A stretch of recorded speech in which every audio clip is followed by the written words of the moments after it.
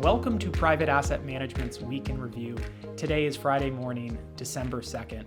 I'm Dillon Hakes. And I'm David Allen. David, we've had a positive week for markets, a slight positive week for markets. It's a bit of a flat week, a big week for economic news. We had quite a few reports that came out that were moving markets. This morning, we got a big report related to the job market. What did we learn? So the employment situation data for November, I think was encouraging in terms of strength in the labor market. We did see a bigger than expected increase in non-farm payrolls, and the unemployment rate was flat at 3.7%. When the report came out, we saw markets react negatively. What inside of this report caused a negative reaction with markets? Well, what I think the market was initially reacting to was the increase in year-over-year growth in average hourly earnings. It increased to 5.1%, back above that 5% level after dipping below in previous reports. And so that's something that suggests that there's still a bit of wage pressure there. That's something that could prove inflationary. Something the Fed has flagged in previous communications as particularly worrisome. They don't want a situation to emerge where wages are stimulating inflation in the economy more broadly. So I think that was probably what we were reacting to early this morning. But again, as I think you mentioned, we have seen markets recover, and it looks like we're going to finish the week up something less than 1% as we're trading this morning. I do think it's encouraging to see that markets are showing some resilience and that they have recovered, at least as of the recording of this video, from the initial sell-off. So that's definitely encouraging. It's a positive sign. One of the other big pieces of news that we got this week, we heard from Fed Chief Jerome Powell. He made some comments about the expected path of rate hikes. What did we learn from him? So his comments were really sort of the last that we're going to get from policymakers, at least publicly, until their meeting in the middle of this month.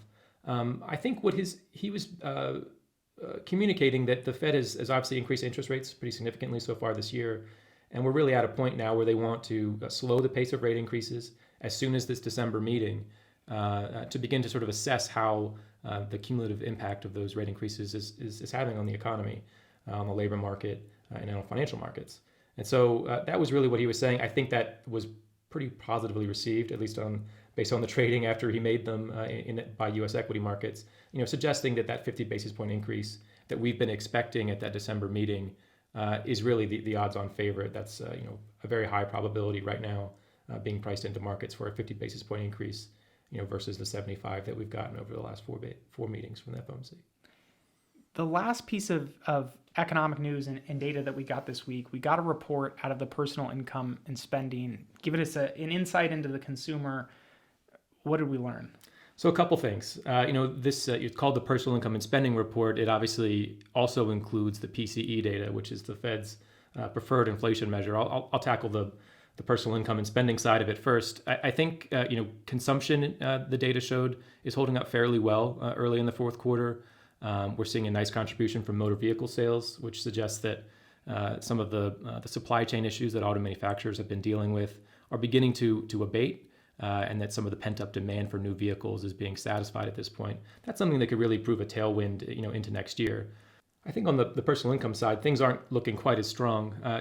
This month we did get a nice increase in the monthly growth rate in personal incomes overall. However, it has a lot to do with some of the increased government transfer activity that we're seeing at year end, and not something that's likely to persist, moving forward.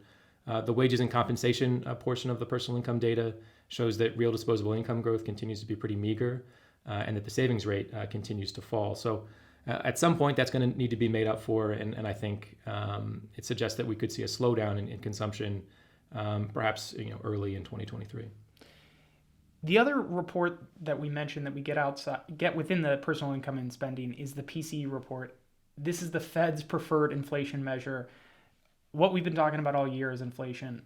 What did we learn from the report? Right. So that personal income and spending portion of it ends up being pretty important in most months, but obviously here recently the PCE data has been the focus for most people. I think the PCE data was by and large very positive. We continue to see a slowdown in the annual growth rates of both headline PCE and core PCE, which excludes food and energy prices. That's all positive. The month-over-month growth rate in that core PCE category also slowed. So, we've been noting that the inflationary pressures in the economy do seem to be abating. and this data sort of was right in line with that. Looking at the bigger picture, help us tie a bow on this entire week.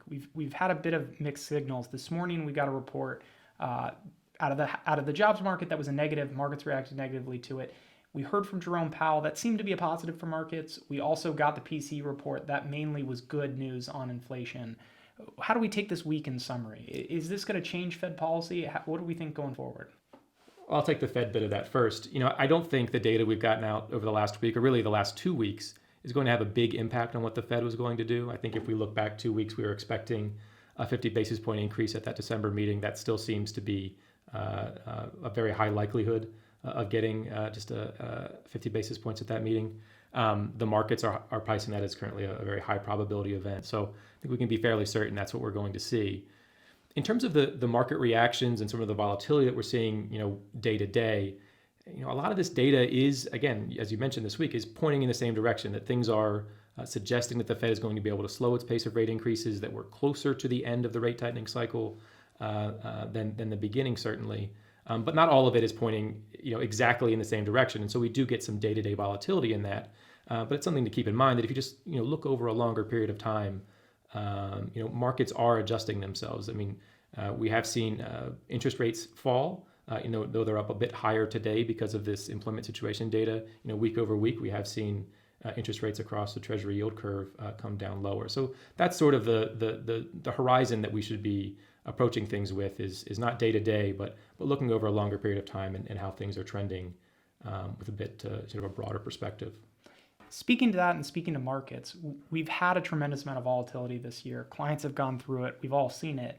What do we expect from markets as we get closer hopefully to the end of this rate hiking cycle? Well, as we get closer to the Fed reaching the terminal rate of this rate hike cycle, we should see some, potentially some less volatility in interest rates. And as we get closer to the finish line, we should see some more certainty in terms of where markets expect rates to go. And that should be a positive, not just for fixed income markets, but also for U.S. equity markets. All right, David, what do we have on the agenda for next week? So as you mentioned at the beginning, it's been a pretty busy week in terms of economic data. It is going to slow down next week. On Monday, we do have ISM services coming out. The ISM manufacturing data this week was fairly weak, falling into contractionary territory. So this is the sort of the counterpart to that survey that looks at the business activity in the service industries, expecting that to still remain in expansionary territory, but again, be a bit weaker. It'll be interesting to see how the sub-indices in that come out. In addition to that, on Wednesday, so midweek, some productivity data. That's always interesting to see, the productivity that's being generated in the labor market. If we have higher productivity longer term, that's something that could justify a bit higher wage growth, and that might be something that the Fed receives well. And then finally, producer prices, which is our pretty good leading indicator of consumer prices. We've been seeing those slow in recent months, and hopefully that continues to be the case in the next round of data. Hopefully. We'll keep an eye on all those reports.